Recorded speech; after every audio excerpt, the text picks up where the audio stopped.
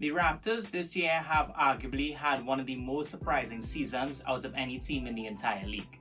While yes, it did end a lot sooner than I wanted it to, the Raptors have still laid the foundation and the identity for what I think could be a championship contending team. It all just depends how we go about our offseason. But with not many assets to use and hardly any cap space to sign free agents, having a great offseason proves a lot trickier than it may seem. Guys, we have a lot to discuss, so let's cut straight to the chase and preview the offseason for the Toronto Raptors. But quickly guys, before we get further into the video, as always, please remember to give it a like, share with anybody you want to, and subscribe to the channel. I'll greatly appreciate any support you're willing to give. And as always, if you're interested in anything I do outside of YouTube, remember to give me a follow on Instagram and TikTok at SportsButCasually. The link to both social medias will be in the description below. Now, let's get into this off-season preview. Before we look ahead to the future and all the exciting possibilities for us as a franchise, let's just take a quick stroll down memory lane, shall we? After a full season in a different country saw us take a trip to the lottery for the first time since 2013, the Raptors came into this season with more questions than they had answers. Many people, myself included, thought that this season would be a development one, where we would focus on developing our young guys and hope that Lady Luck shines her light on us in the NBA lottery once again. Well, I was wrong, and I'm so glad that I was, as we shattered all expectations and made it back to the playoffs, where we rightfully belong. Now, getting blown out like 3 times and losing a game by a buzzer beater 3 in overtime wasn't the nicest note to end our season on. Looking past that, we did see a lot of progress made and enjoy a lot of positives. We had Spicy P Pascal Siakam making All-NBA third team this season, his second All-NBA team in the last 3 years. Does that still make him overpaid and overrated? Huh. I wonder.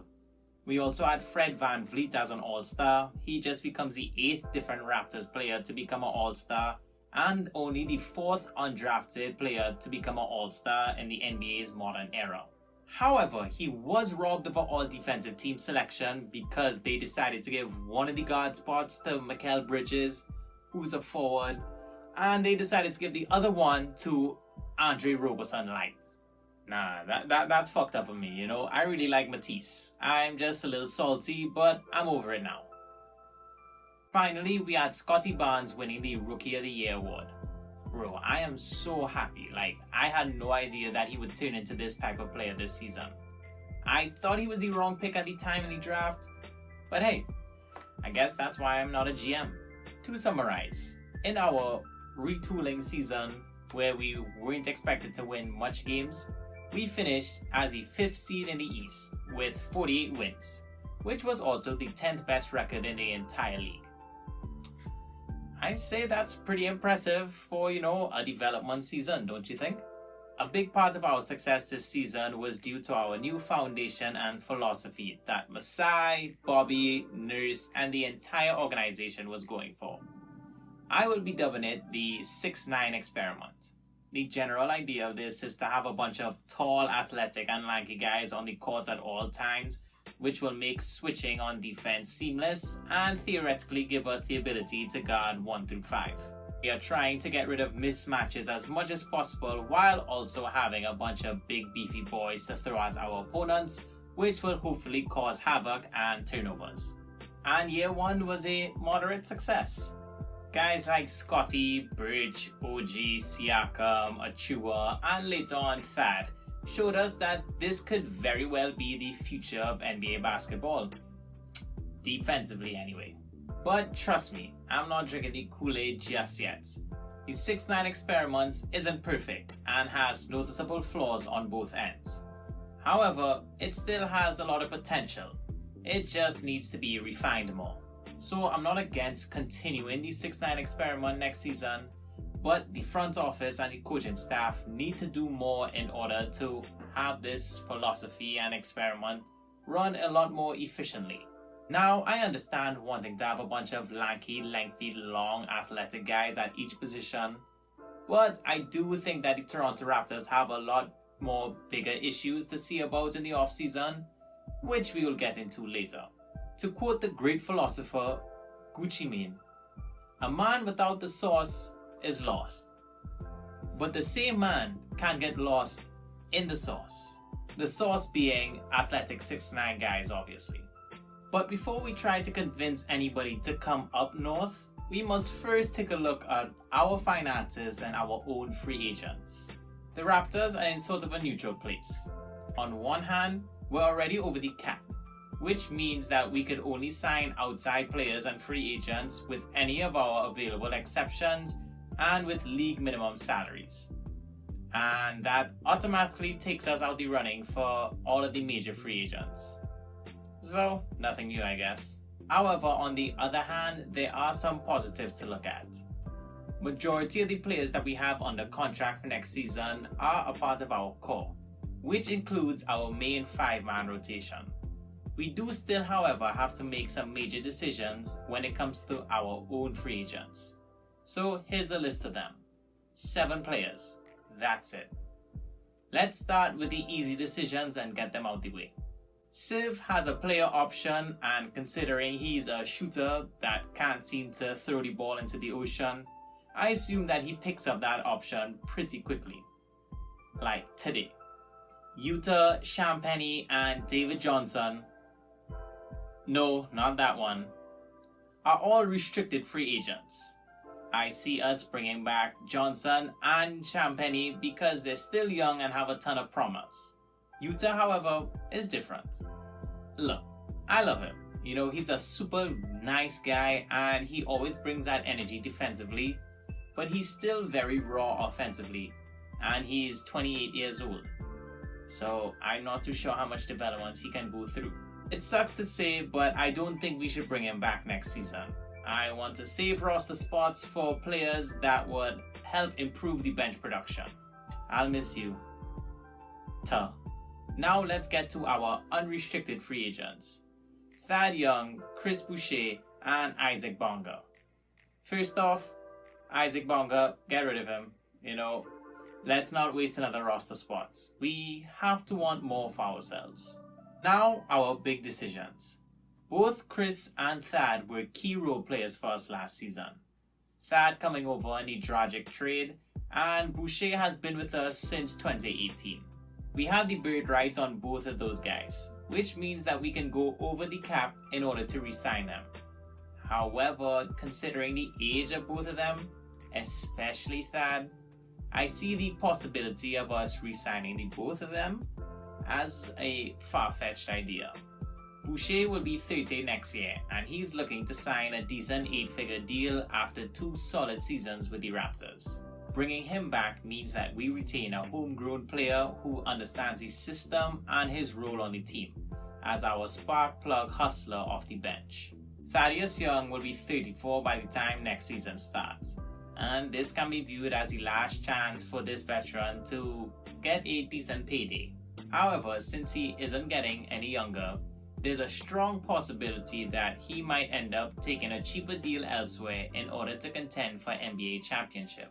Bringing back Thaddeus will mean that we retain a veteran presence in the locker room and a player that will be a good influence on Scotty Barnes, and who would only, get better, I would assume, since he will have a full off-season in the system under his belt. I think the organization and us fans alike need to make peace with the fact that we might not be able to re-sign both of those guys. It would be very nice if we were able to re-sign them on team-friendly deals so they'll be on the roster with us next season when we run it back, basically. But life doesn't really work out like that majority of the times. If I had to guess of who the organization would prioritize, I think that they would quicker bring back Boucher rather than Thaddeus. Boucher would probably be worth between $12 to $14 million on the open market. So if we can bring him back on a 2-year, $26 million deal, I'll be pretty happy with that. Now, we don't own our own first or second round pick in this year's draft, but we do have the 33rd overall pick. Now, I'm no draft guy whatsoever, so I'm not even gonna bother to tell you guys who I think they should take because I have no clue about any of these prospects. But I'm confident because, our front office has done a great job drafting in the last few years. They usually get these things right. Most of the time. Switching over to what I would like to see us address in the offseason. Look, throughout the 2021-22 season, a lot of our issues reared its ugly head and really showcased what we lacked. This list includes, but is not limited to, bench production, decent backup guard play, spacing and three-point shooting, playmaking and shot creation, and a true big man and rim protection. Now that we are all well aware of the flaws of our current roster heading into free agency, we need to remember one thing. We aren't getting the best free agents. Due to our lack of cap space and the fact that we struggled to attract free agents anyway, it is imperative for us fans not to get our hopes up for any splash signings. Lucky for us, there are a ton of free agents out there that fit the bill and address our areas of weakness. But I think I'll save my list of our top free agents for, a separate video because this one is getting pretty long as it is. But hey, now you just have another reason to subscribe to my channel and hit that bell notification button. Finally, in terms of trades, it's just like free agency. I don't think we're in a position to do anything massive. I don't want to give up any of our core guys, which means the only assets that we can use will be our future draft picks, which, unless, packaged with one of our core guys, won't really net us anything big. This is a pivotal offseason for the Toronto Raptors, as both Fred VanVleet and Gary Trent Jr. can become free agents next year. So it is very, very important that we try our best to address our roster needs in the hopes that we make it back to the playoffs and make a deep run. That being said, I don't think that the organization does anything crazy that would push us into the luxury tax. I think they want to avoid it for obvious reasons. So the best bet is to stay in the financial position that they're in right now. Over the cap, but under the tax. That way we would be able to utilize both our non-taxpayer mid-level exception and our biannual exception, which will give us more options when it comes to signing free agents. Look, I'm going to be real with you guys. I don't really expect much from us this offseason. I just want us to finally address the bench, fill the bench out with competent NBA players who can actually shoot. And, maybe get a traditional big man. But if I had to pick, I would prefer the former. Although this offseason will have its fair shares of ups and downs, I'm just going to do what I always do. I'm going to trust in Bobby, and I'm going to trust in Masai. Yo, what's going on everybody? Thank you so much for watching this video. I hope you guys really enjoyed it. I know the off-season is a very exciting time, but it can be very confusing with all the financial things going on. So I just wanted to make this video for us Raptors fans, to catch us up to speed, give you all a kind of a brief, layman's terms kind of situation of where we are at in the off-season, money-wise, asset-wise, things like that. Be on the lookout for my top free agent lists for the Raptors to go after in free agency. As I was saying, it's not going to be any of the big free agents, but there are some guys who are free agents that I think can really help the Raptors and help fill out our bench, because God knows that we need bench help. But anyway guys, thank you so much for watching this video. As always, remember to leave a like, share and subscribe, and I shall see you all next time with my top free agents for the Raptors to sign video. I promise that won't be the title because that's a little too wordy. I'll think of something more creative. But until then, take care and later.